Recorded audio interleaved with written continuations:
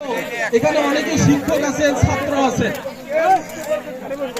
আচ্ছা, যারা দিচ্ছেন এবং যারা নিচ্ছেন, আশা করি কেউ বঞ্চিত হবেন না। তাহলে কথা না বলে নিরিবিলি দেন,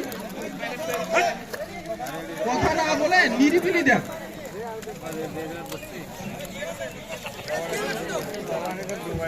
সম্মানিত রোজাদার ভাইয়েরা, আল্লাহ রাব্বুল আলামিনকে ভয় করার অর্থটা কি? আল্লাহ রাব্বুল আলামিনকে ভয় করার অর্থ আমি বলতেছিলাম, এখানে অনেক শিক্ষক আছেন, অনেক ছাত্র আছে। তো অনেক ছাত্র অনেক শিক্ষককে ভয় করে কেন? ওই স্যার খুব পড়া স্যার, আমি যদি পড়াশোনা ভালোভাবে করে না যাই তাহলে স্যার আমাকে শাস্তি দেবেন। এই কারণে ছাত্ররা ভয় করে এবং ভালোভাবে পড়াশোনা প্রস্তুত করে তারপরে ক্লাসে যায়।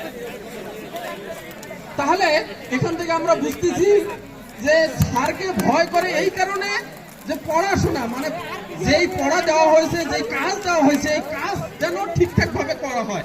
এই ঠিকঠাক ভাবে কাজ করার জন্যই মূলত ছাত্ররা ভয় পায় যদি ভালোভাবে কাজ না করে থাকে, প্রস্তুতি না নিয়ে থাকে। তাহলে যেই ছাত্র ভালোভাবে প্রস্তুতি নিচ্ছে সেই ছাত্র অবশ্যই ভয় করবে না স্যারকে।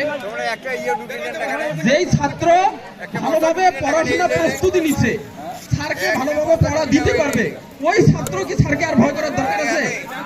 তাহলে যেই ছাত্র পড়াশোনা প্রস্তুতি নেয় নাই ওই ছাত্রই তো ভয় করবে যে এখন আমি যদি যাই ক্লাসে তাহলে স্যার আমাকে শাস্তি দেবে। তার মানে হলো স্যার যেভাবে প্রস্তুতি নেওয়ার বলছে, এই প্রস্তুতি না নিলে স্যার যেভাবে শাস্তি দিবে। আল্লাহ রাব্বুল আলামিন আমাদেরকে পৃথিবীতে প্রেরণ করছেন, প্রেরণ করে আমাদেরকে কিছু কাজ দিয়েছে।